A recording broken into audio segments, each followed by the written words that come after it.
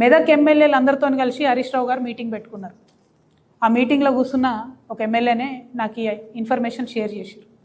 ఏమని, ఎన్టీ రామారావు గారు లాగా కేసీఆర్ గారు కూడా గొప్ప మనిషి, కాకపోతే ఆయన కొడుకుకి వారసత్వం లేదు, కాబట్టి బీఆర్ఎస్ పార్టీ నాకే వస్తుంది, మనం మెదక్లో అన్నీ కూడా గెలుచుకుందాము, తర్వాత బీజేపీతో అగ్రిమెంట్ పెట్టుకుందాము అని చెప్పి వారు స్పష్టంగా చెప్పినట్టుగా ఎమ్మెల్యే గారు నాకు చెప్పడం జరిగింది.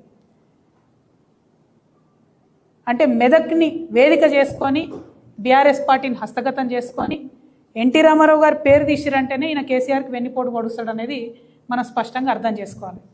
మరి బీజేపీలతో ఈయనకు అండర్స్టాండింగ్ ఉందని నువ్వెట్లా అంటావంటే, ఒక పేరు చెప్తున్నా రాసుకోండి, Raj Pushpa open sky villas. Raj Pushpa open sky villas, ఇది ఇంట్రెస్టింగ్ ఉంటుంది చాలా. ఈ రాజ్ పుష్ప ఓపెన్ స్కై విల్లాస్లో ఒక ఇంటి నుండి పాలల్లో పసుపు మిరియాలు కలిపి హరీష్ రావు గారి ఇంటికి పోతాయి. అంటే అది కోడ్ అన్నట్టు. అక్కడికి వచ్చే ఆర్ఎస్ఎస్ పెద్ద మనిషి మిరియాలు పసుపు కలిపిన పాలే తాగుతాడు పొద్దంతా. ఆయన ఎవరో మీరు ఇంటర్నెట్ వెతికితే మీకు తెలిసిపోతారు. ఆ పెద్ద మనిషి ఆడికి వచ్చిన రోజు హరీష్ రావు గారి ఇంటికి పాలు పోతాయి అన్నట్టు. పోగానే హరీష్ రావు గారు ఆయన కార్యక్రమాలను బంద్ పెట్టుకొని ఆ ఇంటికి పోతాడు. అక్కడ ఆర్ఎస్ఎస్ పెద్ద మనిషితో పలు దఫాలుగా మీటింగ్ జరిగింది. ఈ టోటల్ అండర్స్టాండింగ్ ఏంటంటే బీఆర్ఎస్ పార్టీని హస్తగతం చేసుకొని వెన్నుపోటు వచ్చే రాజకీయం.